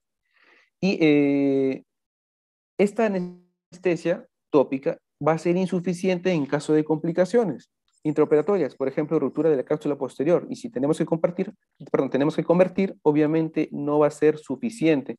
Y tenemos que agenciarnos de bloqueos como perivulvar, retovulvar, o en este caso la subtenoniana que nos va muy bien. La anestesia perivulvar, la mayoría de las veces, es una anestesia de excelente calidad porque logramos una buena analgesia y una buena asinesia, pero las complicaciones que son infrecuentes, pero algunas graves, ¿no? Por lesiones de las estructuras retrooculares o la difusión de los anestésicos locales al tronco cerebral. Y la anestesia subtenoniana, que las ventajas son que no utilizamos punciones intraorbitarias, puede usarse en casos de tratamiento con antiagregantes plaquetarios o antivitamina K, ¿no? Por ejemplo, hablaban de los pacientes que utilizan anticoagulantes. Entonces, si conocemos que nuestro paciente utiliza anticoagulantes, es importante elegir una buena técnica que va a evitar, por ejemplo, hemorragias en el intraoperatorio. Y en este caso, la elección de la anestesia subtenoniana es una muy buena opción. Los inconvenientes de la anestesia subtenoniana, las complicaciones potenciales son de la anestesia perivulvar, pero claramente más infrecuentes son el hematoma conjuntival frecuente. Cuando aplicamos la anestesia subtenoniana, una de nuestras más complicaciones es el hematoma conjuntival. Por último, la anestesia intracamerular. Se habla mucho de esta técnica, últimamente muy utilizada por los cirujanos de catarata. Refiere que es una técnica muy segura. Se debe utilizar la lidocaína sin preservantes al 1% en volúmenes de 0.2 o 0.3 mililitros. Va a evitar la esquemosis, los hematomas periorbitarios, y nos evita hemorragias subconjuntivales. ¿Okay? Podemos usarla como opción en pacientes que utilizan anticoagulantes y no implica volúmenes en cámara estrecha, por ejemplo. ¿A quién no ofrecerle este tipo de anestesia? Pues obviamente a los pacientes que tienen trastornos como sordera, que son muy ansiosos o tensos, que sabemos que se van a mover demasiado, pacientes psiquiátricos, o pacientes que tienen pupilas mióticas o que no dilatan muy bien. Entonces, en este caso, no se recomienda usar esta técnica. Sin embargo, algunos cirujanos refieren de que la anestesia intracamerular, a pesar de que el paciente pueda presentar movimientos oculares, si tú tienes una buena técnica quirúrgica de tu facoemulsificación, vas a poder realizar la cirugía, digamos, acompañando incluso a los movimientos oculares, ¿no? Es un poco arriesgado, en este caso el cirujano pues debe tener ya cierta experiencia, no vamos a iniciar con esta anestesia de arranque cuando recién estamos iniciando nuestra curva operatoria en las cataratas, pero es una muy buena opción. Y se ven en el mercado incluso anestesias intracamurales combinadas. ¿Combinadas con qué? Con midriáticos, como la tropicamida o la fenilefrina. Existen en el mercado europeo, por ejemplo, tiene lidocaína, tropicamida y fenilefrina. Y que al utilizar más o menos 2 mililitros de este fármaco, vamos a poder lograr una buena dilatación, ¿no? Y un buen control de la anestesia de mi paciente. Obviamente hay que valorar el paciente que vamos a utilizar, donde vamos a utilizar este tipo de drogas, ¿no? Combinadas. Saber si tiene problemas renales, hepáticos, ¿no? Si es sobre todo alérgico a las sustancias que trae el fármaco, ¿no? Entonces, volviendo a la pregunta, anestesia, cinesia y protosis siempre, bueno, yo respondería depende. ¿Depende de qué? Depende sobre todo de nuestro paciente, depende de nuestra experiencia como cirujanos en catarata, conocer nuestras habilidades como cirujano, el tiempo operatorio que nosotros logramos en la cirugía. Eso hace que nosotros podamos utilizar la mejor técnica anestésica en nuestro paciente. Y de acuerdo a nuestra experiencia podemos evitar complicaciones en nuestro paciente postoperatorias, ¿no? Incluso intraoperatorias. Recordar que el mejor tipo de anestesia, ¿cuál es? Bueno, es la que no va a generar mucho dolor, la que nos evita complicaciones sistémicas o locales, también un costo efectivo, y que nos libera de estrés, ¿no? Como acá tenemos varios oftalmólogos de experiencia, lo mejor es operar sin estrés. Entonces, tener una mala anestesia nos va a llevar a una mala experiencia operatoria con muchos factores de riesgo para complicarnos. Entonces, como les vuelvo a repetir, lo importante es conocer a nuestro paciente, hacer una buena valoración de nuestro paciente, conversar con nuestro amigo el anestesiólogo para poder ver si es que de repente nuestro paciente necesita de repente una técnica anestésica general, ¿no? Y bueno, eso. ¿Alguna pregunta, Coco? Creo que lo que tenía que presentarles. Algunos detalles podemos estar atentos a las preguntas. Doctor, muy completa su exposición, muchas gracias. Hay bastante información importante que usted ha mencionado. Sobre todo creo que debemos de resaltar la parte de elegir al paciente correcto. El paciente correcto para poner una tópica, el paciente correcto para poner una peribular, y definitivamente volver a la parte básica de todo, ¿no? La anatomía para poder evitar esos puntos de gran riesgo al momento de hacer una punción. Doctor, ¿y usted cómo inició con su primera FACO? ¿Cuál fue la anestesia que eligió? Bueno, creo que como todos aquí presentes, cirujanos del segmento anterior de catarata que valoran bien a su paciente, que se conocen, que tienen muy buena técnica quirúrgica y que utilizan la anestesia intracamerular como opción, ¿no? Revisaba algunos cursos y refieren, por ejemplo, en el extranjero, tipo Colombia, España, están dejando ya de lado las anestésicos retrovulgares por las complicaciones graves que se pueden presentar, ¿no? Entonces, la anestesia intracamerular es una opción muy buena, muy buena.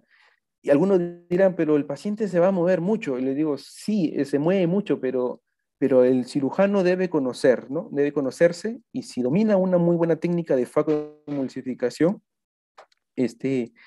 va a acompañar incluso los movimientos oculares del paciente y a veces de repente ni se va a percatar de los movimientos oculares del paciente y este cirujano va a poder realizar una cirugía tranquila, ¿no? Nuevamente valorando bien al paciente, ¿no? Eso creo que es el consejo que se toma en estas dos ponencias, ¿no? La valoración de nuestro paciente es súper, súper importante, ¿no? Para poder ver qué tipo de cirugía vamos a realizar, ¿no? Extracapsular, facomulsificación y sobre todo qué tipo de anestesia vamos a elegir en nuestro paciente, ¿no? Bien, doctor, tenemos una pregunta de la doctora Zarela. Menciona, en la anestesia subtenoniana necesariamente se tiene que usar la cánula subtenoniana o es posible usar también la cánula de inyección. Es una pregunta que tú misma puedes responder. Una cánula que no tenga un bisel que nos pueda generar daño, pues, ¿no? Y para eso se describe esta cánula subtenoniana. Pero, por ejemplo, las cánulas incluso de la aplicación de viscoelásticos, ¿no? Tú mismo has visto. Podemos utilizar una cánula del viscoelástico y nos ha funcionado muy bien. Bien. Hay otra pregunta, doctor, del doctor Ronald Javier Mengoa. Dice, ¿hay algún caso en el que usaría la retrovulvar sobre la perivulvar o considera optar solo por la perivulvar? Por lo general, la anestesia retrovulvar ya se está dejando de lado. Lograr una muy buena asinesia, ¿no? Asinesia, según el paciente, la retrovulvar bien aplicada es la técnica de elección. La anestesia, y sobre todo si la quieres pronto, como vimos en el video el que les presenté, se hace una anestesia, se coloca una muy buena técnica retrovulvar y la anestesia y asinesia se va a evidenciar pronto. Ahora, la anestesia perivulvar también que vas a aplicar volúmenes mayores. Se describe que hasta 15 o 16 mililitros. Recuerda que la anestesia perivulvar a veces se necesita hasta 2 punciones. ¿Ok? Entonces, si tú quieres una muy buena asinesia de anestésico, y recuerda que mientras más contenido anestésico, vamos a generar mayor compresión retrovulvar y con esto podemos generar algunas complicaciones, ¿no? No queremos de repente estar corriendo con la atropina porque nuestro paciente hizo una bradicardia, ¿no? El retrovulvar ya se está dejando de lado, la opción es la vulvar con volúmenes de 5 cc o 6 cc, ¿ok? Y si el paciente colabora, pues basta solamente una punción y puedes tener una cirugía tranquila, ¿no? Bien, doctor. Preguntan también si en caso de una hemorragia, el doctor Jonathan Hernández, ¿en qué momento decide realizar una cantotomía o lo hace inmediatamente al identificarlo? Bueno, en el caso de una hemorragia, en primer lugar vamos a notar que hay una elevación del globo ocular, ¿no? Vamos a ver que la presión ocular es muy, muy alta y en este caso, si tú ves que la presión es demasiado alta, realizamos las cantotomías, ¿no? En ese momento operatorio, a veces nuestro mejor tonómetro es nuestro dedito, ¿no es cierto?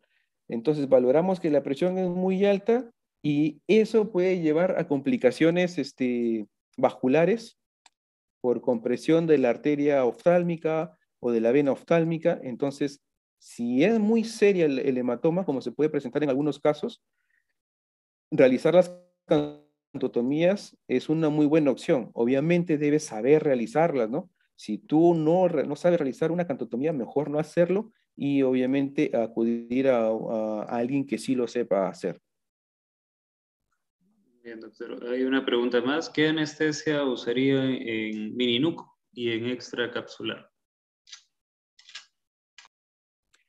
En las extracapsulares, bueno, por lo general se utilizan las perivulvares o las retrovulvares, por lo general.